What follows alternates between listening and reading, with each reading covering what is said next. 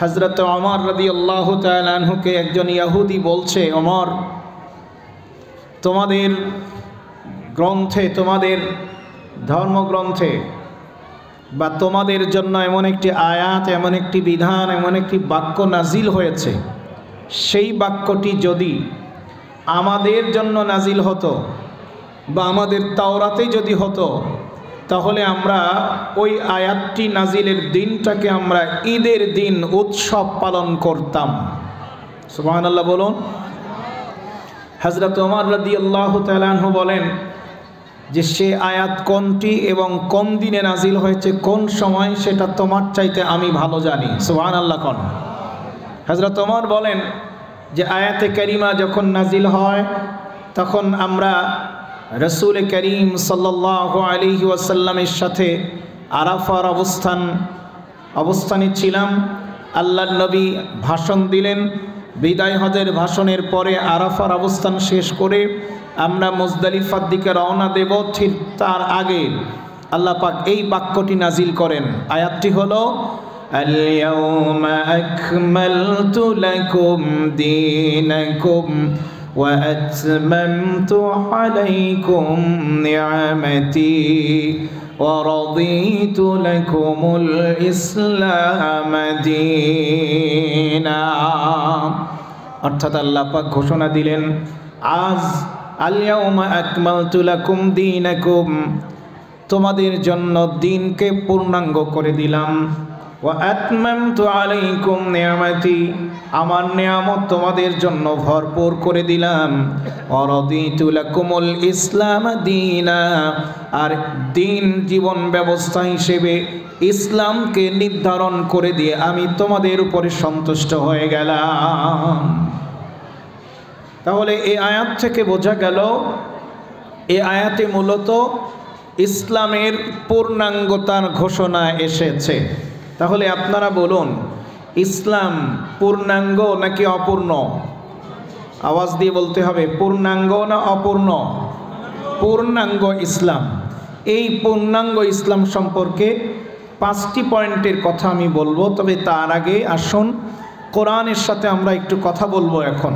সেটি হচ্ছে, আজকে ইংরেজি মাসের কত তারিখ? কথা বলেন। 10 তারিখ, ডিসেম্বর মাসের 10 তারিখ। এই তারিখটি আন্তর্জাতিকভাবে একটি দিবস পালন করা হয়। 10 ডিসেম্বর হচ্ছে আন্তর্জাতিক মানবাধিকার দিবস। 1948 সালে 10 ডিসেম্বর মানবাধিকারের ঘোষণাপত্র ঘোষিত হয়ে 1948 সাল থেকে এই দিবসটি পালন করা হচ্ছে। মানবাধিকারের ঘোষণাপত্র 30টি পয়েন্টে, 30টি ধারায় তারা ঘোষণাপত্র ঘোষণা করেছে। এই 30টি নিয়ম বিধান সবগুলোই এসেছে মূলত আল্লাহ রসুলের বিদায় হজের ঐতিহাসিক ভাষণ থেকে। জোরে বলেন সুবহানাল্লাহ। মানবাধিকার তখনই প্রতিষ্ঠিত হতে পারে যিনি মানুষকে সৃষ্টি করেছেন, মানুষের সমাজ যিনি সৃষ্টি করেছেন, তার বিধান যদি পালন করা যায় তাহলেই কেবলমাত্র মানবাধিকার সমাজে, দেশে, পৃথিবীতে প্রতিষ্ঠিত হবে। জোরে বলেন ঠিক কিনা? এখন আসুন এই 10 তারিখের সাথে মিল করে আল্লাহর কোরআনের সাথে 10টি বিষয়ে আমরা নিজেরা একটু কথোপকথন করব। কোরআন আপনাকে আমাকে সান্ত্বনা দিচ্ছে 10টি পয়েন্টে। নম্বর 1, যখন রক্ত সম্পর্কীয় কেউ, মনে করেন আপন ভাই বোন, আপনার সাথে যদি প্রতারণা করে, হিংসা করে, অনেক সময় হয় না? বাস্তব জীবনে এমন হয়তো আপনজনেরা প্রতারণা করে, হিংসা করে। কোরআন বলছে তুমি ভেঙে পড়বে না, কারণ ইউসুফ আলাইহিস সালাম তাকে তার আপন ভাইয়েরা হিংসা করে, প্রতারণা করে কুয়ার মধ্যে ফেলে দিয়েছিল। ঠিক না ভাই? ঠিক জোরে বলেন। আল্লাহ পাক কোরআনে জানাচ্ছেন, লাকাদ কানা ফি ইউসুফ ওয়া ইখওয়াতিহি আয়াতুল লিসাইলিন। আল্লাহু আকবার। আল্লাহ পাক ইউসুফ নবীর কাহিনী বলছেন যে ইউসুফ নবীর ওই ঘটনা থেকে তোমরা সান্ত্বনা লাভ করো, ভেঙে পড়বে না, হতাশ হবে না, ভেঙে পড়বে না। আপনজনেরা যদি তোমার সাথে হিংসা করে, ভেঙে পড়ার কোনো কারণ নাই। আল্লাহর নবী ইউসুফ আলাইহিস সালামের সাথে এইরকম করা হয়েছিল। 2 নম্বর, নিজের পিতামাতাও যদি আপনার বিরুদ্ধে চলে যায় তাহলে কি আমরা হতাশ হব? হকের পথ থেকে, কোরআনের পথ থেকে, ইসলামের বিধানের পথ থেকে দূরে সরে যাব না। আল্লাহ তাআলা সান্ত্বনা দিচ্ছেন যে হতাশ হবে না, ভেঙে পড়বে না। কারণ মনে রাখবে তখন ইব্রাহিম আলাইহিস সালামকে তার পিতা, ইব্রাহিম আলাইহিস সালামকে তার পিতা পর্যন্ত নমরুদের আগুনে নিক্ষেপ করার ক্ষেত্রে পিতা নিজে ষড়যন্ত্র করেছিল নমরুদের সাথে। বলুন নাউজুবিল্লাহ। 3 নম্বর, যখন ঘোর বিপদে পতিত হয়ে বের হয়ে আসার কোনো রাস্তা, কোনো উপায়ান্তর খুঁজে পাবেন না, কোনো রাস্তা খুঁজে পাচ্ছেন না, অনেক বিপদ, বড় ধরনের বিপদে, মুসিবতে আপনি পড়ে আছেন। অনেক সময় আমাদের জীবনে, বাস্তব জীবনে এমনটি হয় না? হয় না? হয়। কোরআন সান্ত্বনা দিচ্ছে, ভেঙে পড়বে না, হতাশ হবে না। মনে রাখবে হযরতে ইউনুস আলাইহিস সালাম মাছের পেটে ঘোর অন্ধকারের মধ্যে নিমজ্জিত হয়েছিলেন, সেই জায়গা থেকে উদ্ধার করেছেন কে? বলেন আল্লাহ রাব্বুল আলামিন। وَذَنُّونِ إِذْ ذَهَبَ مُغَاضِبًا فَظَنَّ أَن لَّن نَّقْدِرَ عَلَيْهِ فَنَادَى فِي الظُّلُمَاتِ أَن لَّا إِلَٰهَ إِلَّا أَنتَ سُبْحَانَكَ إِنِّي كُنتُ مِنَ الظَّالِمِينَ। কষ্ট না হলে আওয়াজ দিয়ে বলেন আল্লাহু আকবার। আইয়ুব আলাইহিস সালাম, আইয়ুব না, ইউনুস আলাইহিস সালাম, ইউনুস আলাইহিস সালাম মাছের পেটে চলে গিয়েছিলেন, সেখানে আল্লাহকে স্মরণ করেছেন, আল্লাহ রাব্বুল আলামিন সেখান থেকে বের করেছেন। তাহলে যেই আল্লাহ অন্ধকার ঘোর বিপদে ইউনুস নবীকে বের করতে পারেন, সেই আল্লাহ কি আপনাকে আমাকে বিপদ থেকে উদ্ধার করতে পারেন না? পারেন না? চিল্লিয়ে বলেন পারেন কি না? দীর্ঘ 15, 15.5 বছর, 16 বছর, 17.5 বছর যেই জগদ্দল অন্ধকারের পাথর জাতির উপরে জেঁকে বসেছিল, চেপে বসেছিল, ওই আয়না ঘর থেকে, বিভিন্ন জায়গা থেকে আল্লাহ উদ্ধার করেছেন না করেন নাই? চিল্লিয়ে বলেন করেছেন কি না? বাংলাদেশের আয়নাঘর থেকে যেমন উদ্ধার করেছেন, আপনারা দেখেছেন সিরিয়ায়, সেখানেও 40-43 বছর ধরে আয়না ঘরে বন্দি করে রেখেছে এক সৈনিককে। 2 দিন আগে, এই গতকালকে তাকে সেখান থেকে উদ্ধার করা হয়েছে। আল্লাহু আকবার বলেন। তাহলে আল্লাহ অন্ধকার থেকে উদ্ধার করতে পারেন না? পারেন না? পারেন। এবার আসেন 4 নম্বর, অনেক সময় আমাদের জীবনে যে অবস্থাটা হয়, অসুস্থ হয়ে পড়ি আমরা। আপনি অসুস্থ হয়ে পড়েছেন, সুস্থ হচ্ছেন না, ব্যথায় কাতরাচ্ছেন, ভেঙে পড়বেন না। মনে রাখবেন হযরত আইয়ুব আলাইহিস সালাম ভীষণ রোগে আক্রান্ত হয়েছিলেন, 1000 গুণ বেশি তিনি কষ্ট পেয়েছেন আমাদের চাইতে, ঠিক না বেঠিক? আল্লাহ তাআলা তাকেও 17, 17.5 বা কোনো বর্ণনায় 18 বছর পর তার শরীর পচে যাচ্ছিল, আল্লাহ তাআলা পূর্ণ সুস্থ করে দিয়েছেন কে? জোরে বলেন। তাহলে এখানেও সান্ত্বনা লাভ করতে হবে। 5 নম্বর পয়েন্ট হচ্ছে, যখন আপনি নির্জনে থাকবেন, সঙ্গী সাথী কেউ থাকবে না, একাকিত্ব ভুগবেন, তখনও আপনি ভেঙে পড়বেন না, হতাশ হবেন না। স্মরণ করবেন হযরত আদম আলাইহিস সালামকে আল্লাহ তাআলা একা সৃষ্টি করেছিলেন, জান্নাতে বসবাস করতে দিলেন, অতঃপর সেখানে সঙ্গী হাওয়া আলাইহিস সালামকে সৃষ্টি করেছেন, ঠিক না বেঠিক? শুরুতে একা ছিলেন। হযরত জাকারিয়া আলাইহিস সালাম, কোনো সন্তানাদি ছিল না, স্বামী স্ত্রী 2 জন, কোনো সন্তানাদি নাই, সঙ্গী নাই, মানে ভবিষ্যৎ প্রজন্ম ওনার যে বংশধারা বিস্তৃতি লাভ করবে ছিল না, একাকী ছিলেন। তিনি আল্লাহর কাছে দোয়া করেছেন, রাতের আধারে গোপনে আল্লাহর কাছে চেয়েছেন, আল্লাহ রাব্বুল আলামিন সন্তান নামক নিয়ামত দিয়ে দিয়েছেন। জোরে বলেন সুবহানাল্লাহ। তাহলে একাকিত্ব ঘোচানোর ক্ষমতা মালিককে, জোরসে বলেন। আল্লাহ। 6 নম্বর, যখন আপনি কোনো যুক্তি দিয়ে কোনো একটি অবস্থার পেছনের কারণ খুঁজে পাচ্ছেন না, যেটা কেন কি জন্য হচ্ছে, তখন আপনি স্মরণ করবেন নূহ নবীর কথা, যে আল্লাহ নূহ আলাইহিস সালামকে নৌকা বানাতে বললেন এমন একটি সময়ে যখন পানির কোনো বন্যার কোনো খবর নাই, ব্যাপার নাই, শুকনার উপরে নৌকা বানাচ্ছেন। সমাজের মানুষগুলো তাকে পাগল বলতেছিল, এই লোকটা পাগল নাকি, এই নৌকা বানাচ্ছে, করবেটা কি? তাহলে আল্লাহ যে নির্দেশ দিয়েছেন নৌকা বানানোর পেছনে নিশ্চয়ই কোনো না কোনো উদ্দেশ্য ছিল না? ছিল না? ছিল।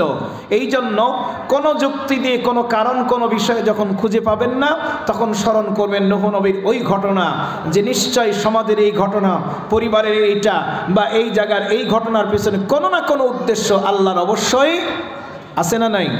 আছে। 7 নম্বর, যখন আপনাকে ফাঁসিতে ঝুলানোর ষড়যন্ত্র করা হবে, ইমানদার কোরআনওয়ালাদেরকে ফাঁসিতে ঝুলানো হয়েছে, ফাঁসি দেওয়া হয়েছে, অনেককে সিরিয়ালি ষড়যন্ত্রে ছিল, ঠিক না বেঠিক? জোরে বলেন, ছিল কি না? এখন এই যে অবস্থা, এই সময় আমরা অনেকে হতাশ হয়েছিলাম, অনেকে আমরা ভেঙে পড়েছিলাম। কোরআন বলছে না, ভেঙে পড়বে না, হতাশ হবে না, কারণ আল্লাহর নবী ঈসা আলাইহিস সালামকে ইহুদিরা তাকে ফাঁসিতে ঝুলানোর জন্য, শুলে চড়ানোর জন্য ষড়যন্ত্র করেছিল, তাকে ধরার জন্য পিছু ধাওয়া করেছিল, কিন্তু আল্লাহ রাব্বুল আলামিন কুদরতি শক্তিতে ঈসা আলাইহিস সালামকে জীবিত উঠিয়ে নিয়েছেন। জোরে বলেন সুবহানাল্লাহ। তাহলে জেল জুলুম, ফাঁসি, এই ফাঁসি কাস্টে ঝুলানো, শুলে চড়ানো, এটা নবীদের সুন্নাত, ঠিক না বে ঠিক? জোরে বলেন।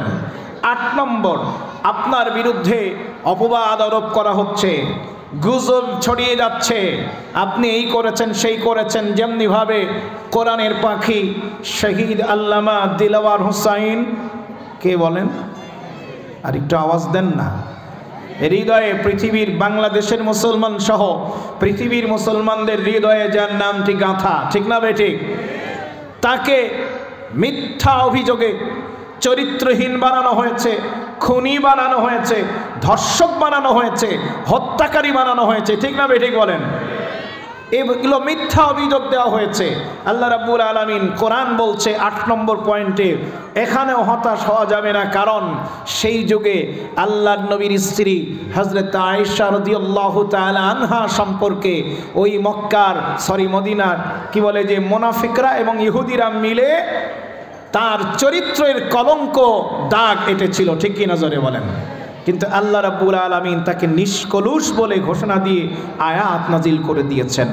9 নম্বর পয়েন্ট হলো, যখন কেউ থাকবে না আপনার, আপনি নিজেকে ইয়াতীম মনে করবেন, কেউ নাই, খানা পিনা নাই, আপনার পরিবার, আত্মীয় স্বজন, বন্ধু বান্ধব, সর্বোপরি সারা দুনিয়ার দৃষ্টিতে হয়তো আপনি কৌতুকের পাত্রে পরিণত হয়েছেন, তখনও আপনি ভেঙে পড়বেন না, কারণ কোরআন আপনাকে সান্ত্বনা দিচ্ছে, তোমার আমার নবী, বিশ্ব নবী রাহমাতাল লিল আলামিন মুহাম্মদুর রাসূলুল্লাহ সাল্লাল্লাহু আলাইহি ওয়াসাল্লাম, তিনি চিরয়াতীম ছিলেন, বাবা জন্মের আগে ইন্তেকাল করেছেন, শিশুকালে মা ইন্তেকাল করেছেন, দাদা মারা গেলেন এক পর্যায়ে, এরপরে চাচার কাছে থাকলেন, তিনিও এক সময় গেলেন, হযরত খাদিজাও গেলেন, নিঃস্ব ছিলেন, এমনকি রাসূলের সন্তান, ছেলে সন্তান কেউ ছিল না।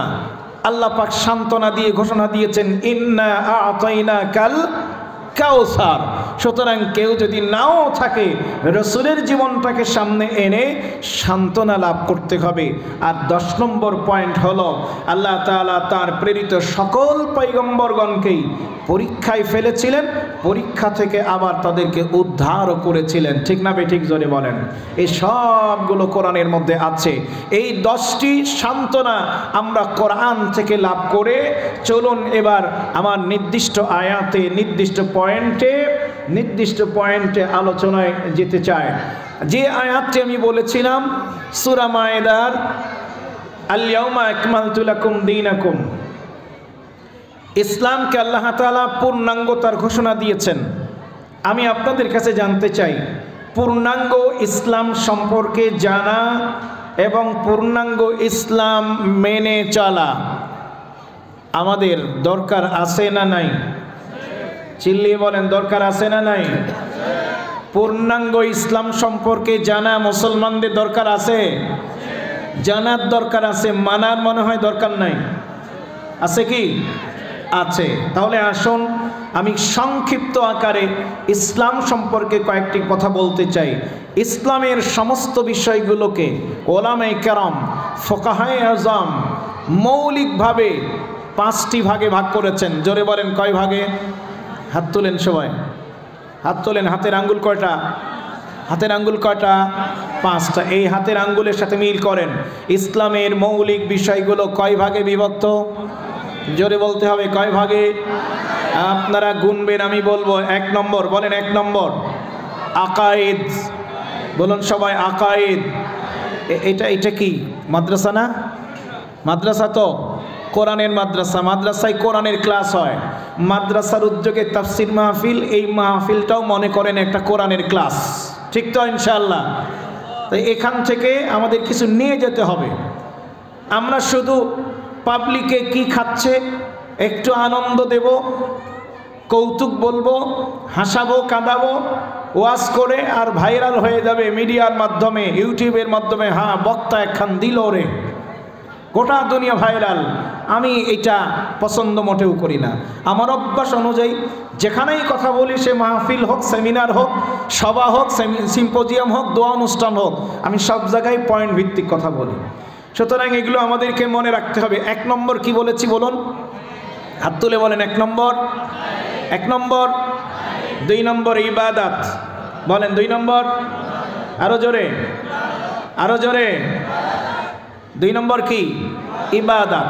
3 নম্বর মুআমালাত, বলেন 3 নম্বর মুআমালাত। 3 নম্বর কি? 4 নম্বর উকুবাত, বলেন 4 নম্বর উকুবাত। 5 নম্বর আখলাক। 5 নম্বর কয়টা বলেছি তাহলে? মনে রাখতে হবে। মা বোনেরাও খেয়াল করেন, মুখস্থ করবেন।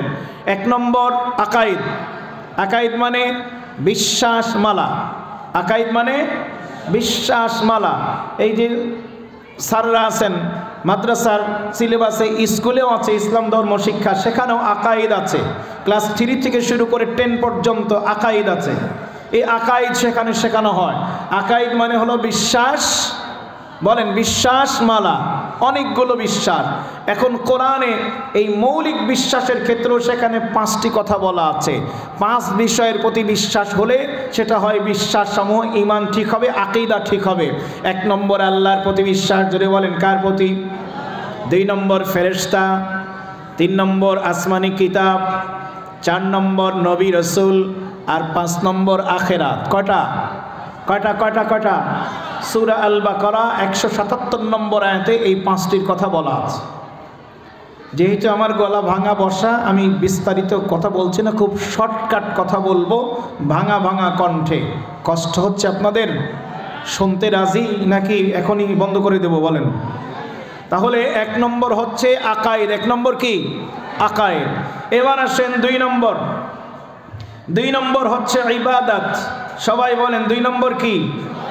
আরো জোরে, আরো জোরে। খেয়াল করেন, আইন, বা, আলিফ, দাল, তা, এই ইবাদত শব্দের মধ্যেও 5 হরফ। 1 নম্বরে যেটা বলেছে আকাইদ, আইন, কফ, আলিফ, দাল, তা, ওখানেও 5 হরফ। সুবহানাল্লাহ বলবেন না? এবার আসেন ইবাদত। মৌলিক ইবাদত, মৌলিক ফরজ ইবাদত 5টি। জোরে বলেন কয়টি? আরো জোরে, সবাই মিলে এবার গুনবেন, বলেন সালাত, যাকাত, সিয়াম, হজ, জিহাদ। বলবেন যে এতদিন তো জিহাদের কথা শুনিনি, আমরা ইসলামের ভিত্তি শুনেছি কালেমা, নামাজ, রোজা, হজ, যাকাত 5টা। কালেমা তো ইমানের মধ্যে, ওটা তো আকাইদে চলে গেছে। এখন থাকলো মৌলিক ইবাদত 4টা, তার সাথে মৌলিক ইবাদত জিহাদ। কোরআন স্টাডি করেন, জিহাদটাও ফরজ।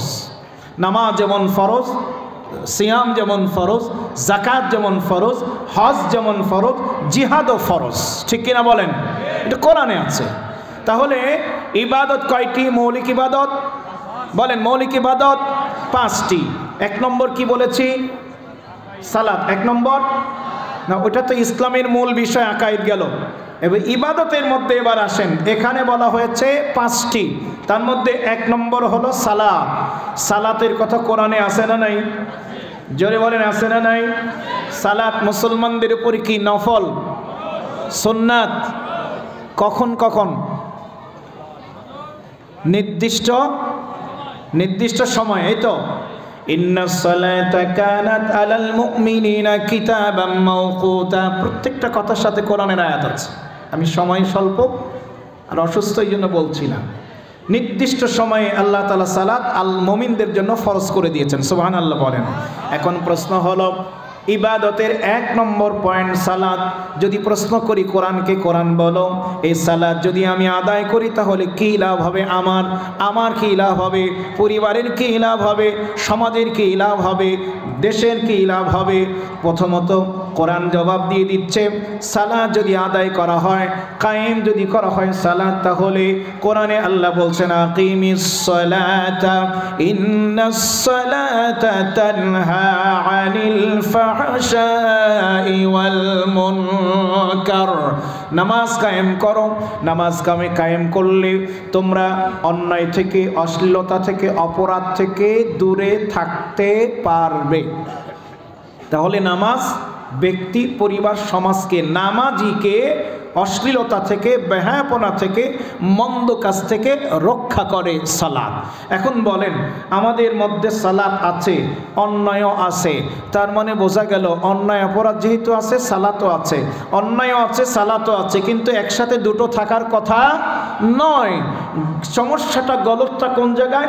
গলতটা হচ্ছে যে সালাত আছে বটে, কিন্তু সালাত হক আদায় করে আমরা সালাত আদায় করি না, সালাত কায়েম আমাদের সমাজে নাই। এই জন্য সালাতের শিক্ষাগুলো, সালাতের উপকারিতাগুলো আমরা পাচ্ছি না। এবার আসেন, তাহলে 1 নম্বর ইবাদতের 1 নম্বর সালাত, 2 নম্বর হলো যাকাত। 2 নম্বর কি বলুন? 2 নম্বর যাকাত।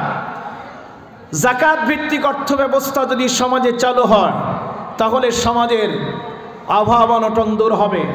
বৈষম্য, যেই বৈষম্যকে দূর করার জন্য ছাত্র জনতা, আপামর সকলে মিলে আন্দোলন শুরু করলো ছাত্ররা, এবং ছাত্রদেরই আন্দোলন সবাই এক হয়ে গিয়ে আল্লাহ তাআলা এত পছন্দ করলেন ওদের সাহসিকতা, ওদের কোরবানি, আল্লাহ খুশি হয়ে বিজয় দিয়ে দিলেন। ঠিক না ঠিক বলেন?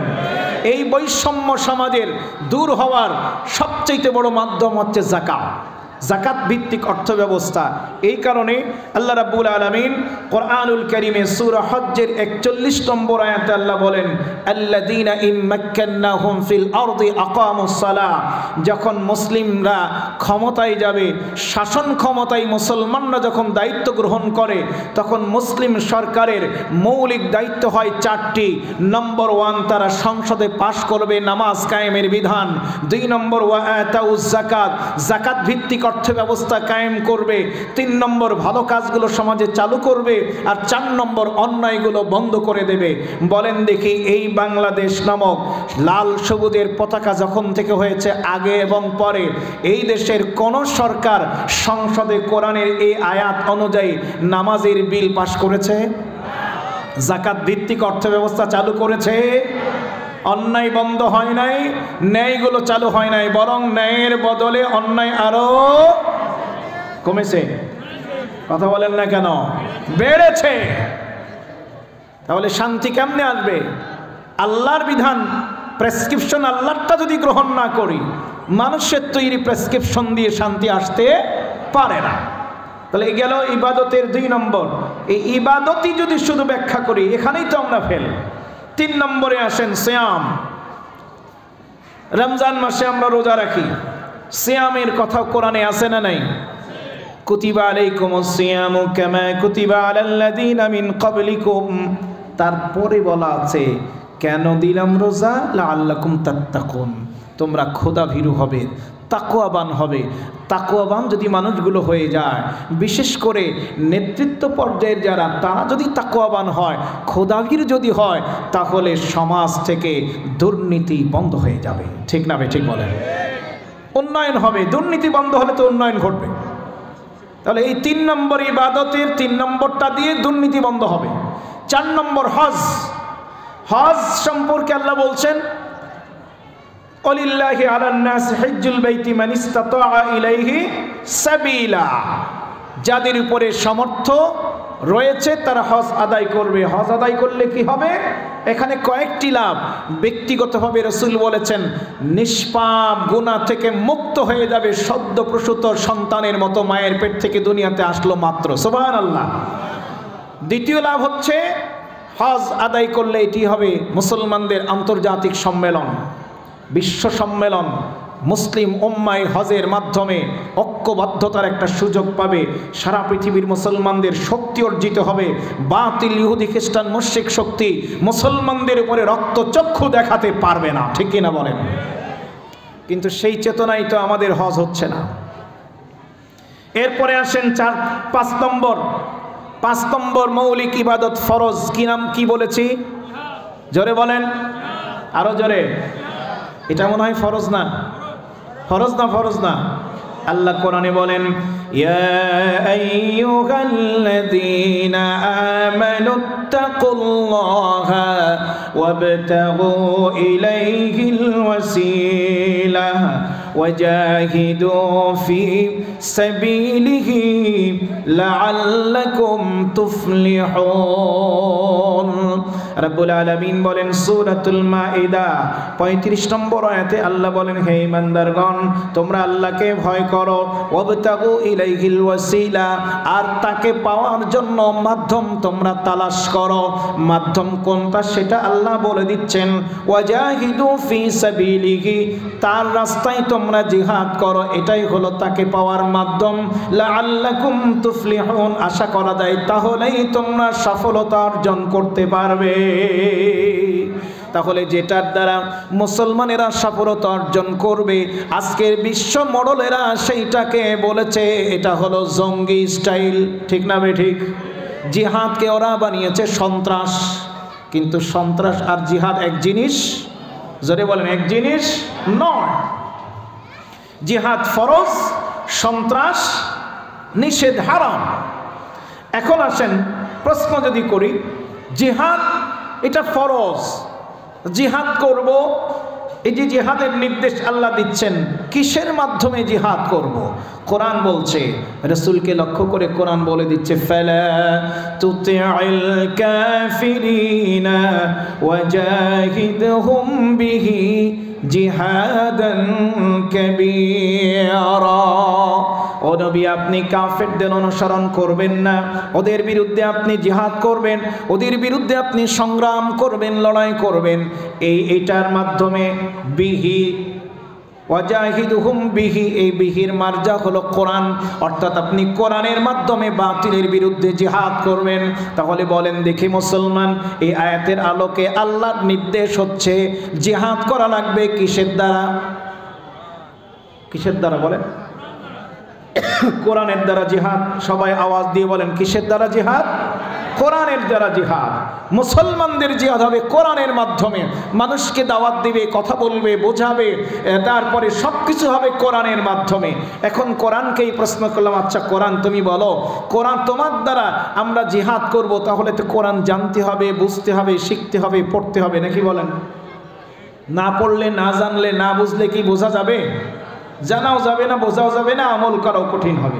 এই জন্য কোরআন জানতে হবে, বুঝতে হবে, আর সেটাকে মানতে হবে। এখন কোরআনকেই আমরা বলছি যে ঠিক আছে, তোমার সাহায্যে, তোমার মাধ্যমে আমরা জিহাদ করব। তো জিহাদ করার জন্য আমাদের কি কি লাগবে? আমাদের কি কি লাগবে? আমাদের কিছু ব্যয় করা কি লাগবে? কোরআন বলছে হ্যাঁ, জিহাদ করার জন্য তোমাদের দুটো জিনিস লাগবে। সূরা সফের মধ্যে আল্লাহ বলছেন তুমিনুনা বিল্লাহি ওয়া রাসূলিহি ওয়া তুজাহিদুনা ফি সাবিলিল্লাহি বিআমওয়ালিকুম ওয়া আনফুসিকুম। কয়টা জিনিস? চিল্লিয়ে বলেন না, কয়টা জিনিস? দুইটা জিনিস লাগবে। একটা হলো তোমাদের মাল লাগবে, আর একটা হচ্ছে তোমাদের জীবন লাগবে। অর্থ খরচ করতে হবে, তোমাদের জীবনটা লাগবে, সময় দেয়া লাগবে আল্লাহর দিন প্রতিষ্ঠা করার জন্য, আল্লাহর দিন কায়েমের জন্য তোমাদের অর্থ ব্যয় করা লাগবে। ও মুসলমান, আজকের এই মাহফিল থেকে আমরা কি সিদ্ধান্ত নিতে পারি আল্লাহর দিন জমিনে বাস্তবায়নের জন্য সাধ্য অনুযায়ী আমরা আমাদের অর্থ ব্যয় করতে রাজি আছি না নাই? চিল্লিয়ে বলেন রাজি আছি না নাই? রাজি থাকতেই হবে, তা না হলে তো মৌলিক ইবাদতই বাদ চলে যাচ্ছে, ঠিক কিনা বলেন? জিহাদ থেকে দূরে সরে যাচ্ছি তো। আর দ্বিতীয় হচ্ছে সময় দান, সময় দিতে হবে। আমার জীবন আল্লাহ যে নিয়ামত দিয়েছেন, আমার সময়কে ব্যয় করে আল্লাহর দ্বীনের পক্ষে মানুষকে আনার জন্য চেষ্টা চালাতে হবে। রাজি আছি তো দায়িত্ব পালন করতে ইনশাআল্লাহ? আল্লাহ তাআলা কবুল করুন, জোরে বলুন আমিন। আরো জোরে বলেন আমিন। এই জিহাদের মৌলিক ইবাদত 5 নম্বর জিহাদ, এটা 3টি স্তরে সংগঠিত হয়। এটার স্তর হলো 3টি। 1 নম্বর স্তর হচ্ছে জিহাদ বিন নফস, নফসের সাথে জিহাদ করা, অর্থাৎ নিজেকে গঠন করা, তৈরি করা।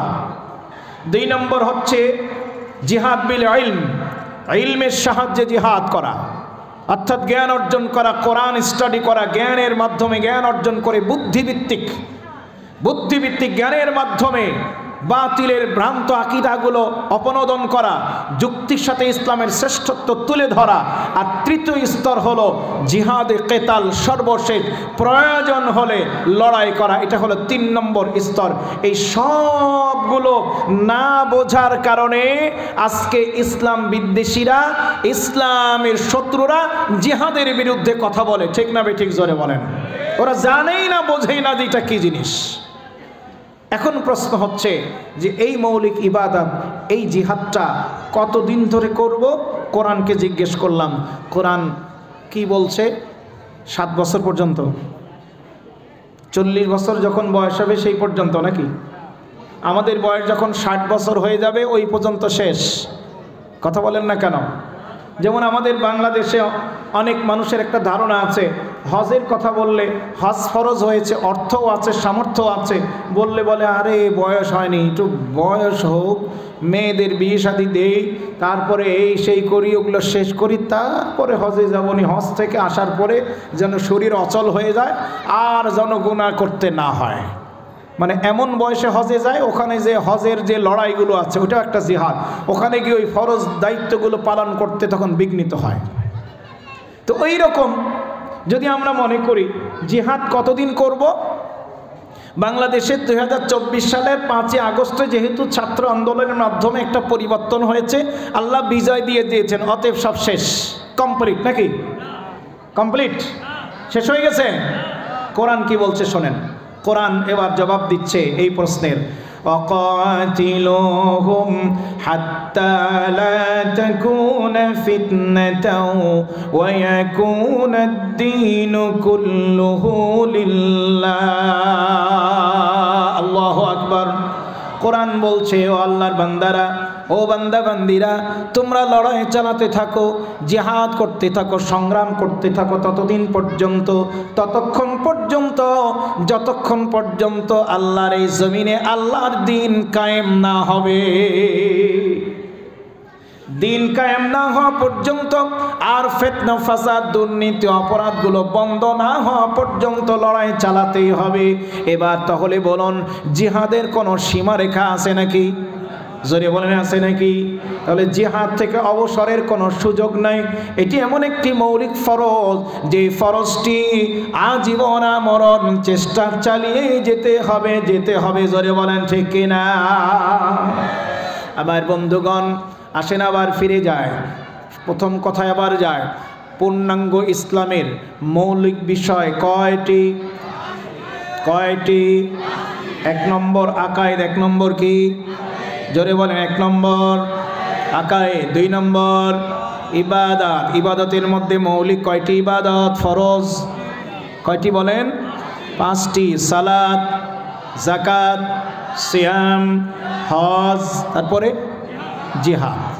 রেখে দিলাম এই পর্যন্ত। এক একটা পয়েন্টের ব্যাখ্যা এক এক দিন যাবে, আমি যাচ্ছি না অত বিস্তারিত। এবার 3 নম্বরে যায়। 3 নম্বরে হচ্ছে মুআমালাত। 3 নম্বর কি বলেন? 3 নম্বর মুআমালাত, আরবি শব্দ, এর অর্থ হলো লেনদেন। এবার আপনারা বলেন, ইসলামে লেনদেন আছে নাকি নাই? ইসলামে লেনদেন আছে নাকি নাই? ইসলাম যে পূর্ণাঙ্গ এটি বোঝার জন্য এই পয়েন্টগুলো দরকার আছে। মুআমালাত, লেনদেন আছে না নাই? লেনদেনের মধ্যেও মৌলিক লেনদেন 5টি। প্রথমত আর্থিক লেনদেন। আমাদের আর্থিক লেনদেন একে অপরের সাথে করা লাগে নাকি লাগে না? জোরে বলেন, লাগে কি না? এই ক্ষেত্রে আল্লাহ কি বলেছেন? এই আর্থিক লেনদেনের ক্ষেত্রে আল্লাহ বলছেন আহাল্লাল্লাহুল বাইআ ওয়া হাররামার রিবা। আর্থিক লেনদেন তোমরা যা করবে এর মধ্যে সুদের কারবার নিষিদ্ধ। সুদ নেওয়া যাবে না, দেয়া যাবে না। ব্যবসা যদি করো আমি আল্লাহ ওটাকে হালাল করে দিলাম। সুবহানাল্লাহ বলেন। তাহলে আর্থিক লেনদেনটাও হবে হালাল পন্থায়, ঠিক কিনা জোরে বলেন। তাহলে আর্থিক অর্থনীতির ব্যবস্থাপনা ইসলামে আছে না নাই? মুআমালাতের 1 নম্বর। 2 নম্বর লেনদেন হচ্ছে বিয়ে শাদী। বিয়ে শাদীতেও লেনদেন। বিয়ে শাদী কি লেনদেন হচ্ছে? ছেলে পক্ষ মেয়ে পক্ষের কাছ থেকে গাড়ি যৌতুক নাকি না? ওখানে লেনদেন হচ্ছে ছেলে নিচ্ছে তা মেয়েকে নিচ্ছে, শ্রেষ্ঠ সম্পদ। রসুল বর্ণিত শ্রেষ্ঠ সম্পদ আর দুনিয়া কুল্লুহা মাতাউন। রসুল বলেছেন দুনিয়ার সব কিছু সম্পদ, আর এই সম্পদের মধ্যে শ্রেষ্ঠ সম্পদ হচ্ছে আল মারআতুস সালিহা, একজন নেককারিনী নারী। জোরে বলেন সুবহানাল্লাহ। এই শ্রেষ্ঠ সম্পদটা ছেলে গ্রহণ করছে, আর ছেলেকে ওই মেয়ে পক্ষের লোকজন জামাই হিসেবে গ্রহণ করছে। এই যে লেনদেন হলো, কি ঠিক না বেঠিক? তারপরের লেনদেন হচ্ছে বিরোধ নিষ্পত্তি। মাঝে মধ্যে বিরোধ হয়, এই বিরোধ নিষ্পত্তির ক্ষেত্রে কিছু লেনদেন আদান প্রদান, এখানেও লেনদেনের বিষয়টি আছে। 4 নম্বর হলো আমানতদারি, ট্রাস্টি, অর্থাৎ লেনদেনের ক্ষেত্রে আমানতদারিতা দরকার। আর 5 নম্বর হচ্ছে উত্তরাধিকার, পিতা মাতার সম্পত্তিতে ছেলে মেয়ে সন্তানদের যে হক, এগুলোও লেনদেনের মধ্যে পড়ে। তাহলে ইসলামী শরীয়তে ইসলামের মৌলিক বিষয়ের 3 নম্বর যেটি, সেখানে মুআমালাত, লেনদেন আছে নাকি নাই? জোরে বলেন আছে নাকি নাই? এখন কেউ যদি শুধুমাত্র আল্লাহকে বিশ্বাস করে, আখিরাতকে বিশ্বাস করে, রসুলকে বিশ্বাস করে, কিতাবকে বিশ্বাস করে, ফেরেশতাদেরকে বিশ্বাস করলো, নামাজ আদায় করলো, রোজা রাখলো, হজও করলো, তারপরে যাকাতও দিল, কিন্তু ইসলামের যে লেনদেন মুআমালাতগুলো আছে এগুলো পালন করলো না, তাহলে কি সে পূর্ণাঙ্গ ইসলাম মানলো? জোরে বলেন। কথাগুলো কি আপনাদের মানে হৃদয়ে ঢুকছে? আমি সহজ ভাষায় একটু চেষ্টা করছি, নিজে বোঝার চেষ্টা করছি, খুব ভালো করে খেয়াল। তাহলে গেল 3 নম্বর। এবার আসেন 4 নম্বর। ইসলামের মৌলিক বিষয়ের 4র্থ নম্বর হচ্ছে উকুবাত। কি বলেছি? উকুবাত, আইন কফ ওয়াও বা আলিফ তা। উকুবাত মানে হলো শাস্তি, বিচার ব্যবস্থা। ইসলামে বিচার ব্যবস্থা আছে না নাই? আরো আসতে বলেন, আরো আসতে। অপরাধ করলে অপরাধীর শাস্তি ইসলামে আছে না নাই? কোরআনে বর্ণনা আছে না নাই? ইসলামী শরীয়তে শাস্তির উদ্দেশ্য 5টি। শাস্তির উদ্দেশ্য কয়টি? 5টি। 1 নম্বর হলো হিফজুদ্দিন, দ্বীনের সংরক্ষণ। 2 নম্বর হচ্ছে হিফজুন নফস, জীবনের নিরাপত্তা দেয়া। 3 নম্বর হলো হিফজুল মাল, সম্পদের নিরাপত্তা দেয়া। এই সবকটা কিন্তু মানবাধিকারের বিষয়, আজকের ডেটের সাথে মিল। 4 নম্বর হিফজুল আকল, জ্ঞান বুদ্ধি মন মগজের নিরাপত্তা দেয়া, বিবেকের নিরাপত্তা দেয়া, মত প্রকাশের স্বাধীনতার নিরাপত্তা দেয়া। আর 5 নম্বর হচ্ছে হিফজুল আরজ, সম্মান সম্ভ্রম মান সম্মানের নিরাপত্তা দেয়া। এটা হচ্ছে ইসলামী শরীয়তের শাস্তি বিধানের মৌলিক 5টি উদ্দেশ্য। এটাকে বলা হয় মাকাসিদুশ শরিয়া, আরবিতে বলা হয়। এখন ইসলামের বিচার ব্যবস্থা বলেন আছে না নাই? চিল্লিয়ে বলেন আছে না নাই? ইসলামী শরীয়তে বিচার ব্যবস্থার সিস্টেম হলো 3টি। শাস্তি বিধান 3 রকম। কয় রকম বলেন সবাই? কয় রকম? ইসলামের শাস্তি বিধান 3 রকম, শাস্তির ধরন অনুযায়ী। 1 নম্বর হলো হুদুদ। 1 নম্বর কি? হুদুদ। 2 নম্বর কিসাস। 2 নম্বর কিসাস। 3 নম্বর তাজিরত। 3 নম্বর কি? তাজিরত। হুদুদ হচ্ছে কোনটা? চোর চুরি করেছে, প্রমাণ যদি হয়, সাক্ষী প্রমাণের ভিত্তিতে ইসলামী শরীয়তের বিধান কি? বলেন বলেন। হাত কেটে দেওয়া। আস-সারিকু ওয়াস-সারিকাতু আস-সারিকু ওয়াস-সারিকাতু ফাকতাউ আইদিয়াহুমা। চোর চুরি করলে সে পুরুষ হোক নারী হোক, প্রমাণ যদি হয়, প্রমাণ সাপেক্ষে আদালতের মাধ্যমে বিচারিক ব্যবস্থাপনায় তার হাত কেটে দিতে হবে। এই শাস্তিটাকে বলা হয় হুদুদ। দ্বিতীয় হচ্ছে কিসাস। কিসাস কি? কেউ যদি কাউকে খুন করে, হত্যা করে, তাহলে হত্যার বদলে হত্যা সমপরিমাণ বিচারের ব্যবস্থাপনায়। কেউ যদি কারো কান কেটে নেয় তাহলে তারও কান কাটতে হবে, কেউ যদি কারো নাক কেটে নেয় তাহলে তারও নাক কাটতে হবে, কেউ যদি কারো দাঁত ভেঙে যায় সমান সমান তারও দাঁত ভাঙতে হবে। এটা হলো শাস্তি, এটাকে কেসাস বলা হয়। আর 3 নম্বর হলো তাজির। এই 3 নম্বরটা বিচারকের এখতিয়ার দেওয়া হয়েছে। ইসলামী শরীয়তে হাকিম, বিচারক যারা হবে, কাজী যারা হবে, জাজ, ম্যাজিস্ট্রেট, তিনি অপরাধের ধরন অনুযায়ী শাস্তি কম বেশি করতে পারবেন সমাজ থেকে অন্যায় বন্ধ করার জন্য। এখন আপনারা বলেন, ইসলামী শরীয়তে এই যে মৌলিক, ইসলামের মৌলিক বিষয়ের 4 নম্বরটা উকুবাত, শাস্তি বিধান, বিচার ব্যবস্থা, ইসলামী শরিয়ার আলোকে আমাদের সমাজে, আমাদের দেশে আছে নাকি নাই? আস্তে করে বলবেন, আছে নাকি নাই? আছে? নাই। বিচার ব্যবস্থায় ইসলামী শরীয়তের হুদুদ নাই, কেসাস নাই, তাজিরাত, তাজিরাতের কিছু কিছু হয়তো আছে, কিন্তু আগের দুটো, আসল দুটোই নাই। ঠিক না বেঠিক? জোরে বলেন। না থাকার কারণে কি হচ্ছে আমি আপনাদের একটু জায়গা মতো নিয়ে যেতে চাই। খুব ভালো করে খেয়াল করেন, ইসলামের শাস্তি বিধান না থাকার কারণে আমরা কত বঞ্চিত হয়েছি এবং হচ্ছি, খুব ভালো করে লক্ষ্য করেন। আবু দাউদ শরীফের হাদিস, হাদিসটা 2537 নম্বর। এই হাদিসের মধ্যে আল্লাহ রাসূল বলেন, আন ইবনে উমর রাদিয়াল্লাহু আনহু قال قال النبي صلى الله عليه وسلم إقامة حد من حدود الله خير من مطر 40 ليلة في بلاد الله عز وجل। আল্লাহর নবী বলেন, কোন সমাজে, কোন দেশে যদি একটি মাত্র হদ জারি করা হয়, হদ সম্পর্কে বলেছে হুদুদ, বিচারের একটা রায়, অর্থাৎ চোর চুরি করেছে হাত কেটে দেওয়া, এইরকম শাস্তি যদি একটি মাত্র দেয়া হয়, আমার নবী বলেন রাহমাতাল লিল আলামিন বলেছেন, তাহলে এই একটি শাস্তি বাস্তবায়ন করা 40 রাত ধরে রহমতের বৃষ্টি যে নাজিল হয়, এই 40 রাত রহমতের বৃষ্টি নাজিলের চাইতে একটি হদ জারি করাটা অতি উত্তম, তার চাইতে বেশি রহমত আল্লাহ নাজিল করে।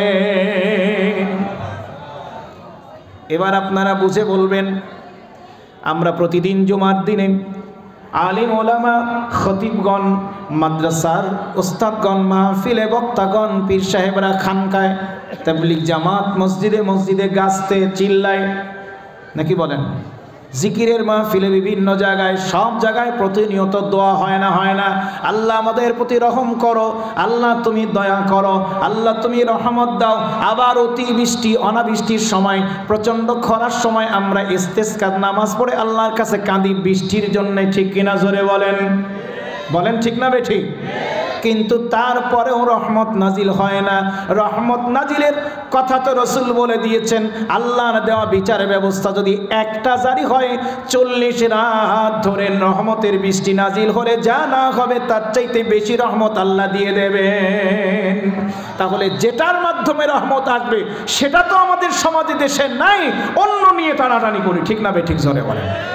তাহলে এবার বুঝুন এবং ভালো করে খেয়াল করুন যে কেন আমরা আল্লাহর রহমত থেকে বঞ্চিত হচ্ছি, কেন রহমত নাজিল হচ্ছে না।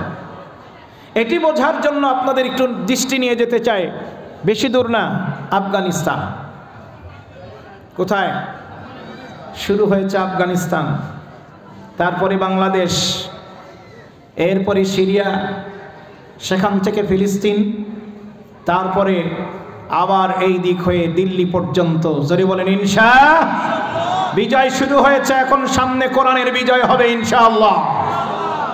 সেই পরিবেশ তৈরি হচ্ছে। আল্লাহ রসুলের বক্তব্যগুলো, বাণীগুলো, ভবিষ্যৎবাণীগুলো গাজওয়ায়ে হিন্দ সম্পর্কে, মধ্যপ্রাচ্যের জিহাদ সম্পর্কে, শামের বিজয় সম্পর্কে বিভিন্ন যে কথাগুলো, হাদিসগুলো আছে, সবগুলো একের পর এক প্রতিফলিত হচ্ছে, বাস্তবায়িত হচ্ছে, প্রেক্ষাপট তৈরি হচ্ছে। সামনে কিন্তু ইসলামের বিজয়, কোরআনের বিজয়। এতে আমরা খুশি না বেজার?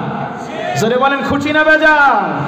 খুশি মুখে বললাম, কিন্তু যদি ইসলাম থেকে দূরে সরে থাকি, আমরা যদি এদেশে, এই সমাজে ইসলামটা সব জায়গায় প্রতিষ্ঠিত না করি, তাহলে এই খুশি শুধু মুখে বলা হবে, আন্তরিকভাবে হবে না। ঠিক না বেঠিক? জোরে বলেন। আফগানিস্তান পৃথিবীর সমস্ত পরাশক্তি ওদের রক্তচক্ষুকে উপেক্ষা করে 2021 সালে তালেবানরা ইমারতে ইসলামিয়া কায়েম করল, সরকার গঠন করল। সরকার গঠন করার পর আফগানিস্তান সারা পৃথিবী, বিশ্ব মিডিয়া, আমার দেশের মিডিয়াগুলো পর্যন্ত, প্রথম আলো সহ, সময় টিভি সহ বিভিন্ন চ্যানেল থেকে এই সাংঘাতিক নামের সাংবাদিকেরা এরা পর্যন্ত বলল, রিপোর্ট করলো যে আফগানিস্তান তালেবানরা ক্ষমতায় গেছে তো কি হয়েছে, এরা বেশি দিন চালাতে পারবে না, অর্থনীতি উন্নত হবে না, বিধ্বস্ত হয়ে যাবে। কিন্তু বাস্তবে তাকান, আফগানিস্তানের দিকে তাকান, পৃথিবীর মধ্যে এখন ডালিম উৎপাদনের দিক থেকে আফগানিস্তান 1 নম্বর পজিশনে। আলহামদুলিল্লাহ বলবেন না? সবচেয়ে বেশি ডালিম হয় আফগানিস্তানে। 2 নম্বর তুলা উৎপাদনে 1 নম্বরে আফগানিস্তান এখন। 3 নম্বর সবচেয়ে মূল্যবান মশলা, সবচেয়ে মূল্যবান মশলা হচ্ছে জাফরান। এই জাফরান সবচেয়ে বেশি উৎপাদিত হচ্ছে আফগানিস্তানে। সুবহানাল্লাহ বলবেন না? এরপরে চলেন ডালিম থেকে, ডালিমের রস দিয়ে পামির কোলা। এই যে বাচ্চারা আমরা কোকা কোলা খাচ্ছি, পেপসি খাচ্ছি, ফিলিস্তিনের মুসলমানদের উপর আক্রমণের কারণে আমরা এই পেপসি, কোকা কোলা এগুলো তো বাদ দিয়েছি, তাই না? দেশীয়গুলো খাচ্ছি, মোজো খাচ্ছি, তারপরে আরও কত কিছু আছে, এগুলো খাচ্ছি। এই যে পানীয়, এই পানীয়টা আফগানিস্তান ডালিমের রস দিয়ে তৈরি করেছে, পামির কোলা তার নাম। যেই আমেরিকা, যেই জাপান, জার্মানি ওদের বিরুদ্ধে গিয়েছে, তারাই আফগানিস্তান থেকে আমদানি করে নিয়ে যাচ্ছে। আল্লাহু আকবার। এরপরে ওরা পানি শোধনাগার রিফাইন করে তারা ফসল ফলাচ্ছে। আল্লাহ একের পর এক বরকত দিতেই আছেন। কেন দিচ্ছেন?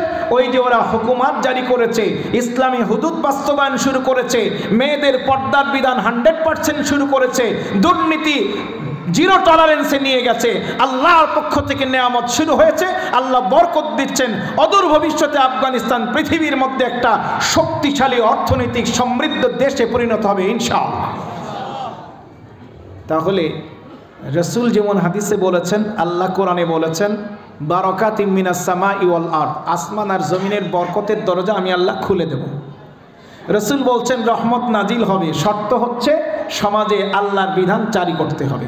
হুদুদ যদি একটা বাস্তবায়িত হলে যদি 40 রাতের চাইতে বেশি রহমত আসে, তাহলে সবগুলো হুদুদ কেসাস বিচার ব্যবস্থা যদি ইসলামীকরণ হয়ে যায়, তাহলে আমাদের দেশ নিম্ন থাকবে, অভাব অনটন থাকবে, নাকি আল্লাহর রহমত বরকতের মাধ্যমে দেশটা উন্নতির দিকে যাবে? জোরে বলেন, জোরে বলেন, জোরে বলেন। তাহলে আমি আপনাদের কাছে জিজ্ঞেস করতে চাই, জানতে চাই, আমরা কি নিজেদের দেশের সমাজের উন্নয়ন চাই? চিল্লিয়ে বলেন চাই। তাহলে যদি উন্নয়ন চাই, রহমত চাই, বরকত চাই, আল্লাহর বিধান সমাজে বাস্তবায়ন করার দরকার আছে না নাই? জোরে বলেন আছে না নাই? তাহলে বিচার ব্যবস্থায় ইসলামের যে উকুবাত, বিচার ব্যবস্থা, এটি যদি না থাকে আল্লাহর রহমত নাজিল হবে না। তাহলে আল্লাহর রহমত পেতে হলে, উন্নয়নের দিকে যেতে হলে উকুবাত, বিচার ব্যবস্থা ইসলামী কায়েম করার দরকার আছে না নাই? জোরে বলেন আছে না নাই? এখন প্রশ্ন হলো, এই ইসলামী বিচার ব্যবস্থা, উকুবাত, ইসলামের শাস্তি আইন, এটা বাস্তবায়ন করবে কারা? এতদিন পর্যন্ত যারা পর্যায়ক্রমে গিয়েছে ক্ষমতায়, তারা করেছে? কথা বলেন না কেন? করেছে? জোরে বলেন করেছে? তাহলে আমাদেরকে বাঁচতে হবে, বেছে নিতে হবে, যারা গেলে ইসলামের এই উকুবাত বাস্তবায়ন করবে, আল্লাহর রহমত নাজিল হবে, বরকত হবে, দেশ উন্নয়ন হবে, তাদেরকে বেছে বেছে জায়গা মতো পাঠাতে হবে। ঠিক কিনা বলেন মুসলমান? ইসলাম তাহলেই পূর্ণাঙ্গ হবে। আমরা বলি একমাত্র মনোনীত পূর্ণাঙ্গ জীবন ব্যবস্থা ইসলাম, ইসলাম ছাড়া আর নাই, কিন্তু বাস্তবের এই জিনিসগুলো ভুলে যায়। ঠিক কিনা বলেন? এগুলো জানি না আমরা। তাহলে উকুবাত 4 নম্বর পয়েন্ট, যেটা বিচার ব্যবস্থা, এটা না হলে ইসলাম পূর্ণাঙ্গ হবে না। আর 5 নম্বরে বলেছি আখলাক, ব্যক্তিগত চরিত্র। আখলাকের মধ্যে কি আছে? খোদাভীতি, সত্যবাদিতা, আল্লাহর স্মরণ, তাওয়াক্কুল, আল্লাহর উপরে ভরসা, একে অপরের সাথে যে আচরণের মধ্যে সুন্দর কথা বলা, লোভ লালসা থেকে দূরে থাকা, হিংসা না করা, গীবত না করা ইত্যাদি ইত্যাদি, এই যে বিষয়গুলো নারী এবং পুরুষদের চারিত্রিক যে গুণাবলীগুলো সেগুলো কোরআনে একের পর এক সুন্দর করে বলা আছে। এইগুলো যদি আমরা পরিপূর্ণ বাস্তবায়ন করি তাহলে হবে পূর্ণাঙ্গ ইসলাম জানা এবং মানা। আমি আবারও আপনাদের কাছে এবার জিজ্ঞেস করতে চাই, তাহলে বলুন, পূর্ণাঙ্গ ইসলাম জানলে আর মানলে শান্তি আছে নাকি নাই? চিল্লিয়ে বলেন, আছে না নাই? এই জন্য আল্লাহ রাব্বুল আলামিন সূরাতুল বাকারা সুন্দর করে ডাক দিয়ে রাব্বুল আলামিন জানাচ্ছেন, ইয়া আইয়ুহাল্লাযীনা আমানু দুখুলু ফিস-সিলমি কাফা। আল্লাহু আকবার। ও ঈমানদারেরা, তোমরা পরিপূর্ণভাবে ইসলামের মধ্যে দাখিল হও, আংশিক নয়। তাহলে ইসলামকে পূর্ণাঙ্গভাবে মানতে হলে কয়টা জিনিস দরকার? বলেন, কয়টা বলেছি? 1 নম্বর আকায়েদ মুখস্থ, ভুলে যাবেন না। 1 নম্বর কি? 2 নম্বর কি বলেছি? ইবাদত। 2 নম্বর কি? 3 নম্বর কি বলেছি? মুআমালাত। মাশাআল্লাহ। 3 নম্বর মুআমালাত, লেনদেন। 4 নম্বর উকুবাত, বিচার ব্যবস্থা, ইসলামের শাস্তি। আর 5 নম্বর হলো আখলাক, চরিত্র। এই 5টা জিনিস না থাকলে পূর্ণাঙ্গ ইসলামে দাখিল হওয়া যায় না। ইসলামে যদি পূর্ণ দাখিল না হয় তাহলে শান্তি পাওয়া যাবে না, রহমত পাওয়া যাবে না। উদাহরণটা এইভাবে দেই, আপনার অসুখ হয়েছে, অসুস্থ হয়েছেন, আপনি ডাক্তারের কাছে গিয়েছেন। ডাক্তারের কাছে যাওয়ার পরে উনি সব বর্ণনা শোনার পরে প্রেসক্রিপশন লিখলেন। প্রেসক্রিপশনের মধ্যে দেখা গেল শিশু বাচ্চা যারা এখন তাদের জন্য দেওয়া হয় সিরাপ, ঠিক না বেঠিক?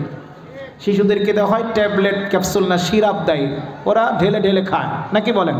আর আগের যুগে আমরা যখন ছোট্ট ছিলাম তখন অ্যালোপ্যাথিক ডাক্তারের কাছে গেলেই ওরা কাঁচের বোতলে, ওনারা কি করতেন, ডাক্তারের কম্পাউন্ডার থাকতো, উনি কাঁচের বোতলে ওই যে একটা কি ছিল, কি ওষুধ মিশায় মিক্সচার করে গুঁড়া করে পানির সাথে ওটা মিক্সচার করে দিত। আর ওখানে কাগজের লেবেল দেওয়া থাকতো, আর বলতো যে এতবার ঝাঁকি দিয়ে 3 বার, দিনের মধ্যে 3 বার করে খাবেন, তাহলে আপনার এই অসুখগুলো ভালো হবে, ঠিক কিনা বলেন? তাই তো? এখন আপনি ওষুধটা নিয়ে আসলেন, আগের যুগে সেই মিক্সচার অথবা এই এখনকার ট্যাবলেট অথবা সিরাপ আনার পরে আপনার পেটের ব্যথা, মাথার ব্যথা, গায়ের ব্যথা, জ্বর ইত্যাদি ইত্যাদি, আপনি কি করলেন? আপনি এবার বাড়িতে আসার পরে আপনার বাড়ির সকল সদস্যকে ডাকলেন, এই ভালো করে সব ওযু গোসল করে পবিত্র হয়ে আয়। সুন্দর বিছানা বিছালেন, জাজিম বিছালেন, কার্পেট বিছালেন। বিছানোর পর সব এক জায়গায় জড়ো হলো।